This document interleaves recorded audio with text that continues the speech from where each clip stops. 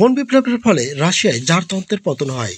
ফেব্রুয়ারি বিপ্লব, August বিপ্লব, October বিপ্লব নাকি Bolshevik বিপ্লব? চলুন সঠিক উত্তরটি এবং এর সাথে আনুষঙ্গিক কিছু উত্তর আমরা জেনে নেই। রুশ বিপ্লব। 1917 সালে রাশিয়ায় মূলত দুটি বিপ্লব সংঘটিত হয়। এই দুটি বিপ্লব হলো ফেব্রুয়ারি বিপ্লব ও বলশেভিক বিপ্লব। এই দুটি বিপ্লবকে একত্রে 1917 সালের রুশ বিপ্লব বলা হয়। ফেব্রুয়ারি বিপ্লব। রুশ বিপ্লবের প্রথম পর্যায়কে ফেব্রুয়ারি বিপ্লব বলা হয়। ফেব্রুয়ারি বিপ্লবের ফলে দ্বিতীয় নিকোলাসকে ক্ষমতা থেকে উচ্ছেদ ও বন্দী করা হয়। 1917 সালে ফেব্রুয়ারিতে পেট্রোগ্রাদে বা সেন্ট পিটার্সবার্গে খাদ্য ঘাটতি নিয়ে দাঙ্গা শুরু হয়। সেনাবাহিনী বিদ্রোহীদের সাথে যোগ দিলে নিকোলাস ত্যাগ করতে বাধ্য হন। রাশিয়ায় রাজতন্ত্রের পতন হয় ফেব্রুয়ারি বিপ্লবের কারণে। বলশেভিক বিপ্লব বা অক্টোবর বিপ্লব। রুশ বিপ্লবের দ্বিতীয় পর্যায়কে বলশেভিক বিপ্লব বা অক্টোবর বিপ্লব বলা হয়। বলশেভিক বা অক্টোবর বিপ্লবের ফলে রাশিয়ায় লেনিনের নেতৃত্বে বিশ্বের প্রথম সমাজতান্ত্রিক রাষ্ট্র প্রতিষ্ঠা লাভ করে। বলশেভিক বিপ্লবের নেতা ছিলেন ভ্লাদিমির লেনিন ও